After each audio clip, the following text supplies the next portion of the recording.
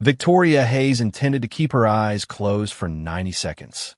Before the first minute ended, a struggling single father would make her regret the test she had designed. The November night was cold enough to empty the sidewalks near downtown Chicago. Victoria sat inside a glass bus shelter wearing a cream coat, her head resting against the side panel and an old wool blanket folded beside her. Her handbag contained no identification, valuables, or medication. A security professional waited across the street, and no camera recorded the public. Victoria had created boundaries she believed made the experiment safe. The experiment itself was still wrong. For several years, Victoria had used brief, private character tests after business partners betrayed her trust. She would appear asleep in a hotel lobby, leave a harmless folder near an executive, or ask an employee for assistance without revealing her title. She told herself the tests showed how people behaved without reward. In reality, they placed strangers inside situations they had not agreed to enter and allowed her to judge them by rules only she knew. That night, Victoria was auditing late-shift transportation near Hayes Industrial Systems. Employees had complained that the final bus left before some warehouse shifts ended. Instead of limiting herself to schedules and lighting, she added the secret test without approval from the company's ethics office. She wanted to know whether anyone would notice a woman apparently sleeping alone after buses stopped. At 10:47, an aging delivery van slowed near the shelter. Ethan Carter had finished a route carrying auto parts across the city. 8 months earlier, the manufacturing plant where he worked as a reliability engineer closed. Delivery work paid the immediate bills while he applied for engineering positions and raised his 8-year-old daughter, Lily. The plant closure had erased more than a salary. Ethan lost health insurance, a predictable schedule, and the professional identity he had built over 12 years. He accepted night deliveries because the route allowed him to take Lily to school and attend daytime interviews. Weekend repair work covered the remaining gap. He slept in fragments and kept a notebook beside the steering wheel listing every bill by due date. Lily knew money was tight, but not every number. Her science camp brochure remained pinned above her desk, even after Ethan explained they could not pay the deposit that year. She had crossed out the date and written next summer beneath it. Her mother, Sarah, had died 4 years earlier after a long illness. During Sarah's final months, Ethan learned that promises about tomorrow could comfort a child only when paired with a plan for today. He stopped saying everything would be fine. He said what he knew. There would be breakfast, school, a safe place to sleep, and a father who would tell the truth when the plan changed. Hayes Industrial Systems represented a path back into engineering. Ethan had completed 2 interviews and ranked among 4 finalists. The original final interview at 9 the next morning had been arranged around Lily's school schedule and his delivery shift. When a recruiter attempted to move it to the same night with 20 minutes of notice, Ethan wanted the opportunity desperately. He also knew abandoning a commercial vehicle loaded with customer property could end his current job and violate insurance rules. His refusal was not another test of character. It was an ordinary boundary built from competing responsibilities. That distinction would later matter when Victoria tried to understand why her secret experiment had been so different. He parked several yards away, switched on hazard lights, and approached loudly enough not to surprise her. "Ma'am, are you awake?" Victoria did not respond. Ethan remained outside the shelter. He checked for visible breathing without leaning over her, then called again. "My name is Ethan. I'm going to call emergency services if you cannot answer." He removed the emergency blanket from his van and placed it on the bench within her reach rather than touching her. Then he called the dispatcher. Victoria opened her eyes immediately. "I am awake," she said. "Please tell them no ambulance is needed." Ethan informed the dispatcher that the woman had responded, confirmed she denied illness or injury, and ended the call. Relief came first. Suspicion followed. "Were you asleep?" he asked. Victoria looked at the blanket between them. "No, I was observing what someone would do." His expression changed. "You let me believe you might be unconscious. Only briefly. I ended it before help was dispatched. That does not make a harmless. You made a stranger responsible for a danger that was not real." The security professional started across the street. Victoria raised one hand, signaling him to stop. Ethan noticed. You planned this. Yes. Did you record me? No. There is no camera. He is here for safety only. Ethan picked up the blanket, but did not leave immediately. The buses stopped half an hour ago.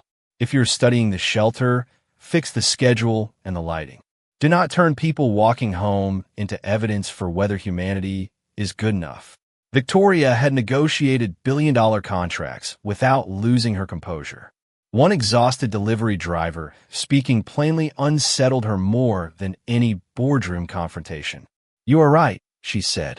I hope you mean that tomorrow. Ethan turned toward his van. His phone rang before he reached it. Mr. Carter, a recruiter said, Chief Operating Officer Victor Crane has moved the final interview to tonight because he must travel. Can you arrive in 20 minutes? Ethan checked the time and the unfinished deliveries listed on his route.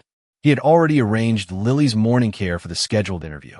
An immediate meeting would leave his employer's cargo unsecured and his daughter with no plan if the interview ran late. I cannot arrive safely in 20 minutes, he answered. I can attend at 9 tomorrow as scheduled, or another time the full panel is available. The recruiter warned that Victor intended to complete the process that night. I understand. Please keep my application active, if possible. I will not abandon a delivery route or create a childcare problem to prove I want the job. He ended the call and drove away. Victoria remained at the shelter holding the truth he had given her. Within 1 minute, Ethan had protected a stranger, prevented unnecessary emergency. Response, challenged a billionaire's behavior, and refused to create two real problems for an interview moved without notice. She also knew his full name now. More importantly, she knew Hayes Industrial Systems was her company. By sunrise, Victoria would have to decide whether to hide the test, influence his interview, or report herself before anyone else knew what she had done. At home, Ethan entered quietly and checked on Lily. She slept beneath a blanket covered with small planets. One arm wrapped around the science notebook she had been reading. Mrs. Alvarez, the neighbor who watched her during late routes, handed Ethan the spare key and asked why he looked upset. Someone with power treated a stranger like part of an experiment, he said. I told her what I thought. Did she listen? For 1 minute. Tomorrow will tell me whether it mattered. Ethan worked until after midnight updating the technical presentation he planned to deliver if the interview remained open. The Hayes role was Senior Reliability Engineering Manager, responsible for predictive maintenance and equipment risk across 3 plants. It matched the work he had done before the closure: vibration analysis, failure investigation, preventive planning, and mentoring technicians. The next morning, he received an email confirming the original 9 o'clock interview.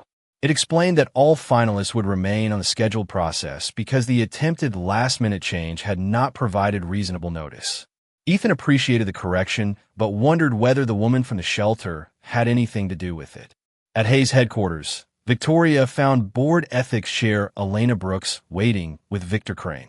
Victor had already read the 1-page incident summary and decided the safest version of the truth was the one that never left the room. No ambulance arrived, no one was recorded, and Carter was never hired or rejected because of the shelter, Victor said. End the experiment and correct the bus schedule. We do not need to create a scandal around a harmless mistake. It was not harmless to the person who believed I was unconscious, Victoria replied. Elena asked 3 questions. Had Victoria known Ethan was a candidate? Had she collected private information? Had she staged other tests? The first 2 answers were no. The third was not. Victoria placed 3 old files on the table. A candidate judged for opening an abandoned folder, a supplier criticized for failing to hold an elevator, and an executive who gave different answers to senior and junior employees. She had treated each ambiguous moment as proof because a former business partner's betrayal had taught her to distrust polished interviews. Victor tapped the executive file. That test exposed a liar. Separate references exposed him, Elena said. The secret test only gave Victoria an answer no one could challenge. The candidate and supplier had never been told what damaged their evaluations. Victoria saw the problem more clearly when the files occupied the same table. She had created certainty for herself by denying context to everyone else. Victor stood. Reopen what can be corrected. Do not attach your name to a formal finding. The board hired you to protect this company. Protection without accountability is only control, Victoria said. Elena suspended the tests and opened a review of the 3 decisions. Victoria agreed to recuse herself from Ethan's interview and disclose her identity before he chose whether to continue. Once this enters the record, you cannot decide how far it travels, Victor warned. Victoria signed the disclosure anyway. Hours before his interview, Ethan would learn that the woman he had confronted controlled the company he hoped would rescue his career. Victor was already preparing to make certain that confrontation cost him the job. Jennifer Collins from Human Resources called Ethan at 7:30. She explained that a conflict involving a senior executive required disclosure before his interview. He could receive the information by secure video, postpone the process, or withdraw without affecting future applications. Ethan chose the video call. Victoria appeared with the ethics chair. "My name is Victoria Hayes," she began. "I'm the founder and chief executive officer. The test last night was not authorized by the company. I have reported it to the board. I will have no role in your interview or hiring decision." Ethan was silent long enough that Victoria wondered whether the connection had failed. "Did the recruiting team know?" he asked. "No. Your application was already in the final group."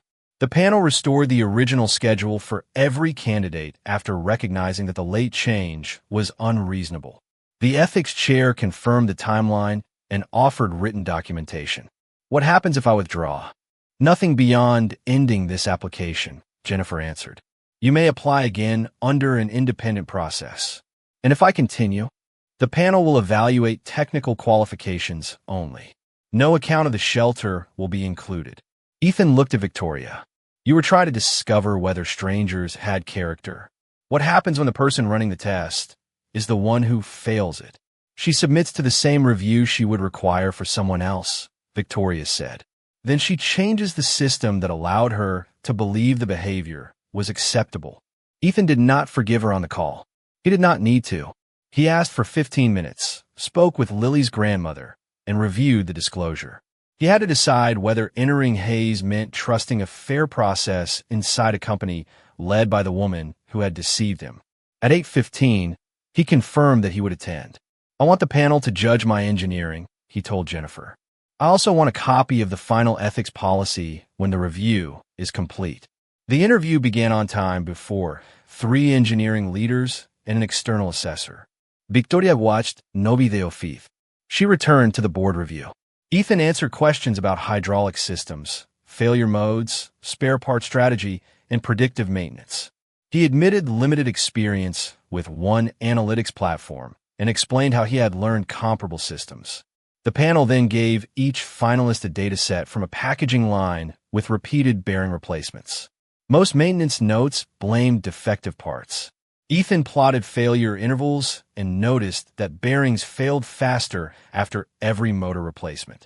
The vibration spectrum suggested misalignment driven by a distorted mounting base, not poor bearings. "Replacing another bearing will reset the clock," he said. "It will not remove the cause. I would inspect the base, alignment method, piping strain, and installation records before approving another restart." The assessor introduced pressure. Production had a major order due. A plant manager wanted the line running within 4 hours. Then 4 hours becomes the deadline for a safe decision, not a command to reach a preferred answer, Ethan replied. His presentation identified immediate checks, temporary production alternatives, and the financial cost of repeated failure. Another candidate produced a stronger statistical model. Ethan produced the clearest field plan. The panel asked both to complete a second assessment before deciding. The interview had gone well. Then a real alarm from the manufacturing campus interrupted the panel and made the hypothetical failure suddenly relevant. A test cell at Plant 2 had shut down after detecting abnormal vibration. No one was injured, but the engineering manager on Ethan's panel had to leave. The company paused the interviews and rescheduled the second assessment for the following week. Ethan returned to delivery work. He did not offer to solve an incident at a plant he had never entered. He sent a thank you message and waited. Victoria returned to the boardroom while Ethan returned to deliveries. Elena placed a written reprimand in front of her, reduced her annual incentive, and prohibited every undisclosed behavioral test. Victor pushed the document back across the table. You are punishing the chief executive officer for 90 seconds at a bus stop. The duration does not decide whether another person consented, Elena said. Victoria signed. The older cases were reopened, including a supplier evaluation influenced by the elevator test. Hayes paid the supplier's proposal costs and removed the hidden score. The candidate from a folder test, Miriam Park, agreed to a video call. Victoria expected anger. Miriam spoke with controlled precision. I thought the folder was part of the interview packet. You decided I lacked integrity without asking one question. I did, Victoria said. I cannot return the opportunity. I can correct the record and tell you exactly how the decision was made. Then remember this feeling the next time certainty arrives too quickly. After the call, Victoria remained in the dark conference room. Victor appeared at the door. Apologies do not protect market value, he said. Neither does leadership that cannot survive the truth. An independent advisor replaced the old tests with disclosed exercises. In the first workshop, managers received the abandoned folder scenario and immediately produced 5 reasonable explanations Victoria had never considered. She sat among them and listened while her own method was taken apart. Victor refused the workshop. He sent a deputy and described the session as a distraction from operations. That night, Victoria joined warehouse employee Carla Ruiz and 2 cleaners for the transportation audit. They walked from the plant gate to the bus shelter at 11:20. The final bus had already gone. One streetlight failed, and trucks hid the crosswalk from approaching traffic. Victor followed in a company car and met them at the shelter. 37 riders do not justify an unlimited service, he said. Use 2 fixed departures based on Hayes shifts. Our shifts do not end at fixed times, Carla answered. She pointed to the cleaners. And the road does not care whose name appears on their paycheck.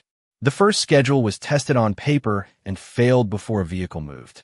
Over time, cleaning contracts and delayed handovers left people outside the proposed windows. The workers rebuilt it around reservations, a backup van, and eligibility for contracted night staff. Victor approved only a 60-day pilot and attached a ridership target high enough to make cancellation likely. Victoria signed the budget but required safety, turnover, and missed shift data to count alongside passenger totals. Within 2 weeks, riders caught a driver leaving early through the vehicle's location record. A night test also exposed an emergency marker mounted beyond a wheelchair user's reach and instructions available only in English. The route and marker were corrected in days because workers showed the failures directly. No secret test had produced the answer. Real people had. But Victor controlled the operating reports that would decide whether the shuttle lived beyond 60 days, and he had already decided what he wanted the numbers to say. When Ethan returned for the second assessment, Jennifer handed him Victoria's ethics finding before he entered. You should know what the company did before deciding whether you still want to work here. He read the reprimand, folded the pages, and walked into the exercise. The panel cut the fictional reliability budget by 20%. Ethan preserved safety instruments and technician training, then delayed cosmetic upgrades and several sensors no one was prepared to interpret. More data does not help if no one owns the warning, he said. Priya Nair, the other finalist, presented a stronger analytics plan. Ethan led the incident exercise. Their total scores differed by less than 2 points. Victor entered after scoring ended. The future is analytics. Choose Priya. The external assessor turned the job description toward him. The first-year priorities say repeat failures, field authority, and risk ownership. Did those priorities change before today? Victor did not answer directly. Operations needs someone who understands deadlines. Jennifer closed the scoring file. Then operations should have written that into the exercise instead of adding it after Mr. Carter ranked first. The panel selected Ethan for reliability management. Priya accepted a separately budgeted data lead role and negotiated authority to challenge information from all three plants.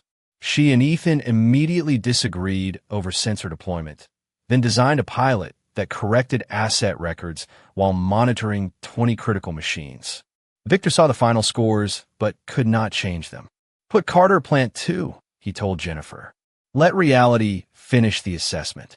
The offer included salary, benefits, travel, emergency coverage, and 6 months of probation. Ethan requested predictable notice for routine travel so he could arrange care for Lily. The schedule changed before he signed.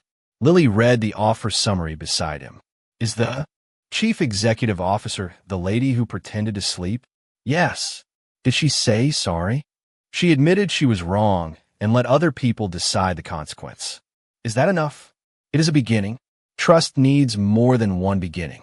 Ethan accepted because the work fit his skills, not because he trusted every leader inside Hayes. The new job promised stability. On his third week, Victor Crane arrived at Plant 2 with a customer deadline, a restart order, and a plan to make Ethan choose between his judgment and the paycheck protecting Lily. The Plant 2 test cell had returned to service after the alarm that interrupted Ethan's interview. The sensor had been replaced, yet the original signal had appeared on 2 channels. Ethan requested one controlled run before customer validation. Victor met him beside the machine. "The sensor was defective. We have a signed service report and a customer arriving tomorrow. Then one controlled run will confirm it, or create another reason to delay." Ethan and Priya installed temporary monitoring. At low speed, the frame remained stable. As the cell accelerated, vibration rose sharply near 1 structural frequency. Ethan stopped the test before it reached the customer's required setting. "We need structural inspection," he said. Victor looked at the flat display after shutdown. "The machine has run for 3 years. Not through this load profile with these readings. Restart it at full speed and collect 1 clean cycle." Ethan heard the order clearly. The salary from this job had ended his night deliveries and restored Lily's health coverage. His probation file sat in Victor's office. None of that changed the graph in front of him. "I will not authorize a full speed run until structural engineering clears the frame." Victor stepped closer. People who stop machines can protect themselves with perfect caution. People who lead operations understand what delay costs. "Sign the restart, or I will record that you failed your first major assignment." Ethan opened the electronic permit and entered his refusal with the vibration trace attached. "Record the whole decision," he said. Priya sent the data to the safety authority before anyone could remove it from the local system. Victor ordered the area closed to employees and left without speaking to either of them. The inspectors arrived that afternoon. Dye penetrant revealed 2 fatigue cracks beside a mounting weld. Neither had reached critical length, but a full-speed cycle could have extended them rapidly. Ethan should have felt relief. Instead, Priya was staring at the change history on her laptop. "The cracks explain why we stopped," she said. "They do not explain why the machine changed." The frame had passed its original tests. Priya compared production recipes and discovered a software update that slowed acceleration through the exact frequency where vibration peaked. The machine now crossed resonance repeatedly instead of passing through it quickly. A structural engineer had flagged the possibility during the update review. Her note recommended a dynamic load check. Victor's operations office had closed the note with 4 words: "Software change, no hardware impact." The approval beneath those words belonged to Victor Crane. He called Ethan and Priya into a glass conference room. "The change stayed within speed and load limits," Victor said. The note was advisory, not a stop order. "Put the software sequence in the technical appendix and keep the incident report focused on the cracked welds." Priya turned her laptop so the approval remained visible. The sequence created the repeated load. "It belongs in the cause. You were hired to improve data, not accuse executives." Ethan placed his phone on the table and began taking written minutes. "We will report the welds, the software, the missed review, and my stop decision. Safety can determine responsibility." Victor's expression hardened. Your probation recommendation comes through operations. Both of you should remember that before confusing disagreement with misconduct. That evening, Ethan found Lily's science camp form beneath grocery coupons in the recycling bin. The deposit was due Friday. "Why did you throw this away?" he asked. Lily kept arranging pencils by color. "Mrs. Alvarez said your job might be difficult. Camp is expensive. I can go next year." Ethan sat beside her. He had protected her from the details of the confrontation, but children noticed the shape of fear even when adults hid its name. "The job is difficult because someone wants me to approve a machine I do not believe is safe." I said no. "Will they fire you?" "They might." She looked at the form. "If you say yes, can I go to camp?" The question hurt because it reduced his conflict to the bargain Victor expected him to make. "Maybe, but every person near that machine belongs to someone who is waiting for them to come home. Your future cannot be purchased with their safety." Lily pushed the form toward him. "Then we keep it until Friday. We do not decide tonight." It was the same promise Ethan had made after Sarah died. Tell the truth, name what was uncertain, and do not let fear pretend it already knew the ending. The next morning, Priya's access to the Plant 2 data archive had been suspended for an alleged security review. Victor told Information Technology that she had downloaded files outside her assigned project. She had downloaded the evidence, proving his office ignored the warning. Ethan forwarded her approved project scope, the access log, and Victor's conference room statements to Elena. By noon, the board had opened a retaliation inquiry. Victor still controlled daily operations, Ethan's probation recommendation, and the shuttle reports. The machine remained stopped while the customer sent an engineer to observe repairs. Ethan offered 2 recovery plans instead of promising the original date. The customer chose parallel preparation, shared part of the added cost, and accepted a 6-day delay after seeing the cracks. The frame was reinforced, the acceleration sequence corrected, and permanent resonance monitoring installed.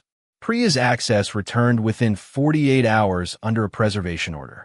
Victor was instructed not to alter Ethan's probation record while the inquiry continued. He obeyed the written restriction. What no one knew was how many other reports his office had already changed before the board began watching. Ethan opened a cross-site reliability review in an old training room. Night technicians, supervisors, Priya, and Victoria sat around the same table. The first screen showed 61 unresolved concerns. Luis Ortega, a pump technician, raised his hand. "Where are the other entries?" He had reported the same seal failure 3 times. His original notes appeared in the work order history, but the executive queue showed the issue as closed after each replacement. Priya pulled a raw export. More than 200 observations had entered the system. An operations filter displayed only items already labeled as safety risks or expected to cost more than $25,000. A supervisor had to recognize the danger before senior leaders could see the warning. "Who approved the filter?" Ethan asked. Priya projected the change log. Victor's office had approved it 2 months earlier to reduce what the request called management noise. Victoria looked at the 61 clean rows and then the 200 original voices beneath them. The dashboard resembled her secret tests. One powerful person controlled which context counted. Victor entered late and remained standing. Every report requires a filter. Executives cannot investigate every sound and smell from every shift. Luis faced him. "Then why ask us to report?" "Because your supervisor decides what needs escalation. My supervisor approved 3 seal replacements. He never asked why the seal kept failing." Ethan opened the pump history. Pipe strain from an earlier renovation had loaded the housing. Correcting one support ended the failure pattern. The repair cost less than the 3 seals already purchased. Victor called the example fortunate. Priya called it measurable. Carla Ruiz then entered with the shuttle's 60-day report. Victor's summary showed ridership below target and recommended cancellation. Her passenger logs showed something different. The report excluded cleaners without Hayes badges, backup van rides, and employees whose overtime ended outside the fixed schedule. Those categories were never in the target, Victor said. They were in the vehicles, Carla replied. Including all eligible riders placed the pilot above target. Missed shifts had fallen, and no employee had reported walking the unlit route after service ended. Victor gathered his papers. You are combining unrelated arguments to attack operations. No, Priya said. The same office removed inconvenient context from both reports. The room fell quiet. Victoria could have ended the exchange with her title. Instead, she asked Priya and Carla to preserve the source files and send them directly to Elena. Victor looked at Victoria. You are letting a candidate you met at a bus stop turn this company against the people who built it. Ethan answered before she could. I did not create the access logs, the change approvals, or the passenger records. Victor left for the board meeting scheduled the next morning. He carried a performance report showing rising near misses, a delayed customer validation, and a shuttle missing its target. On the first page, the numbers made Ethan's work look like an expensive failure. What the board had to decide was whether the numbers measured performance or concealed it. Elena opened the meeting with 4 screens. The ignored structural note, Priya's suspended access, the filtered risk queue, and the incomplete shuttle count. Victor did not deny the changes. I summarized information. That is what executives do. The machine did not fail. No rider was abandoned during the pilot. Carter creates crises, then takes credit when caution produces nothing dramatic. The frame had cracks, Ethan said. Cracks that had existed without failure. The customer engineer joined by video. She explained that Hayes had preserved the contract because Ethan disclosed the risk early and offered a recovery plan. Her company would not have accepted an undisclosed full-speed test on a damaged frame. Victor turned to Victoria. You taught this company to verify people before trusting them. Now you are acting shocked that I verify what deserves executive attention. The accusation struck because part of it was true. Victor had defended her hidden tests for years. He had called suspicion discipline and control protection. I did teach that, Victoria said. I was wrong. I admitted it, accepted the consequence, and changed the method. You watched the correction and decided the lesson applied only to me. I protected your deadlines when everyone else wanted another study. You protected my worst instincts and called it loyalty. Elena separated disagreement from misconduct. Victor was not disciplined for demanding lower cost or faster production. He was removed for suspending Priya's access after she preserved safety evidence and for using undisclosed filters to support decisions that affected workers. The board terminated his employment that afternoon. His operational approvals were reassigned, and the retaliation inquiry remained in the record. Victoria did not celebrate losing a leader who had helped build Hayes. She signed the transition order with the same hand that had signed her own reprimand. On Friday evening, Ethan placed Lily's science camp form back on the kitchen table with the deposit receipt attached. Did you keep your job? She asked. The board protected the investigation. My probation review still has to happen. Then how can we pay this? Because the deposit was already in our plan. Fear moved the form into the recycling bin, but fear did not change the numbers. Lily signed the student promise in careful block letters. Ethan completed the emergency contact line and paused when he reached Sarah's old number, still stored in his phone years after it stopped working. He entered Mrs. Alvarez instead. They did not celebrate Victor's departure. They celebrated making one family decision without allowing a powerful stranger to occupy the empty chair at their table. The shuttle pilot continued with the complete rider count. The risk review displayed both original observations and management responses. Supervisors could challenge a concern, but no one could make the first report disappear. The new system did not treat every concern as a crisis. A burning smell after sanitation led technicians to moisture entering a damaged conduit seal. A louder compressor proved to be a missing acoustic panel rather than mechanical failure. Both employees received an explanation, and only the first problem required urgent repair. For the first time, transparency survived after the most powerful opponent in the room had tried to stop it. The next test was quieter but more personal. Ethan still had to learn whether good judgment alone could make him the leader his team needed. 6 months into the role, Ethan passed probation. The review rated technical judgment and team trust highly, while financial forecasting still needed improvement. He accepted mentoring from the plant controller and learned to express reliability decisions in avoided risk, life cycle cost, and production continuity. The weakness became visible during a compressor proposal. Ethan recommended replacement based on failure risk, but presented only the purchase price and repair history. The controller asked how the project affected energy, spare capacity, installation downtime, and taxes. Ethan did not have complete answers.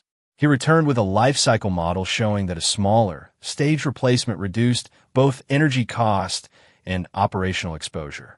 Finance approved the staged option rather than his original request. Ethan told his team the revised plan was better, not merely cheaper. The experience changed how technicians prepared proposals.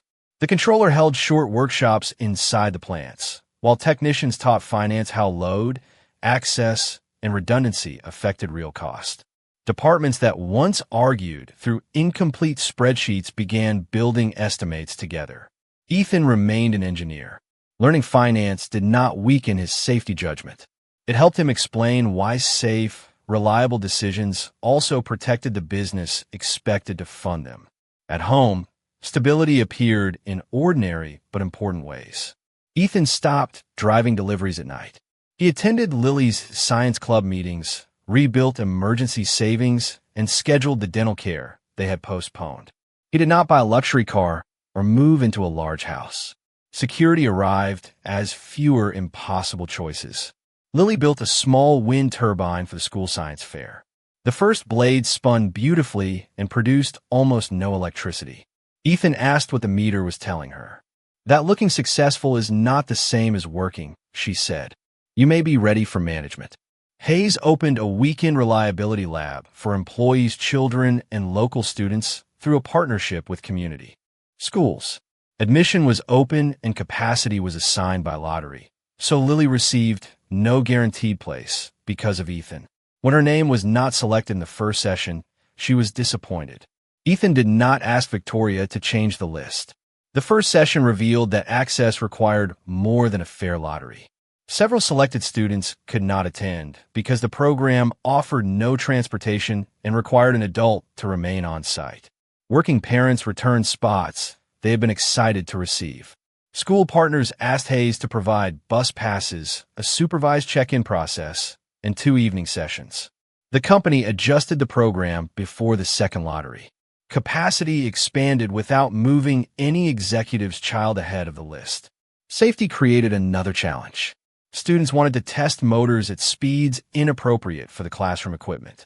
Instructors initially solved the problem by limiting every machine to the lowest setting, which made experiments dull. Ethan and Priya designed enclosed test stands with automatic shutdown, allowing students to observe meaningful vibration without exposure to rotating parts. The stands became part of the lesson. Students identified hazards, proposed controls, and explained which risks remained.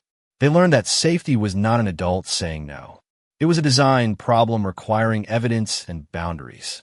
One group discovered that a sensor displayed a clean signal only because its software filter removed the frequency created by loose bass. Priya used the mistake to teach that attractive data could hide reality. Ethan recognized another lesson that applied beyond machines. A system designed to confirm expectations would usually succeed, even when the expectation was wrong. Lily joined the second session after another lottery. She worked with students to build sensors that measure vibration on small motors. The program taught that data required context and that safety mattered more than making a demonstration impressive. Victoria visited only after the school partners invited her. She met Lily without presenting herself as the person who had given Ethan a career. Ethan introduced her as the leader who had made a mistake and worked to correct it. Lily considered this description. "My dad says people should not be their worst decision forever." Victoria felt tears rise, but she did not ask the child to comfort her. "Your father is generous. Correction still requires work. He also says work is how promises become real."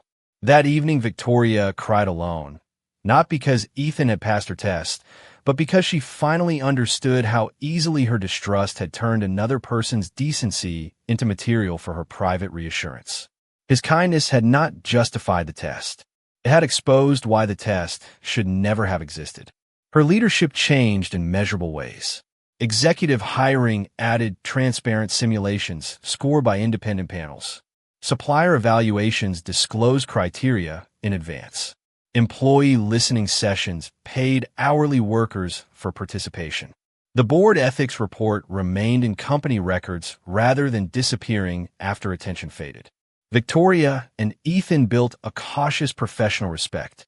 She did not request informal reports about him, and he did not soften technical warnings to protect her feelings.